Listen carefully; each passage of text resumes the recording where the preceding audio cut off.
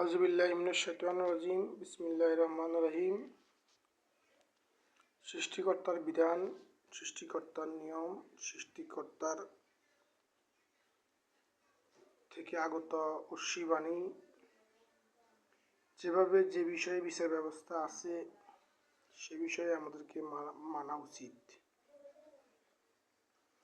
রামিসা ধর্ষণ ও হত্যায় ঘটনায় সারা বাংলাদেশ জুড়ে যে আন্দোলন শুরু হয়েছে তা আরও কঠোরভাবে রূপ নেবে যদি এই হত্যাকারীকে প্রকাশ্যে মৃত্যুদণ্ড না দেওয়া হয়, তাহলে সরকার তার টেকআপ দিতে পারবে না বলে আমার মনে হচ্ছে।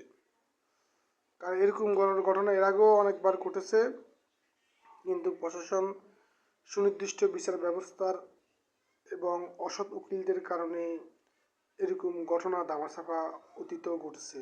কিন্তু আমার মনে হচ্ছে ভবিষ্যতে তা অগ্নিকাণ্ডের মতো রূপ নেবে। রামিসা হত্যাকারী বিচার আমার মনে হয় 1 সপ্তাহের ভিতরে করা উচিত।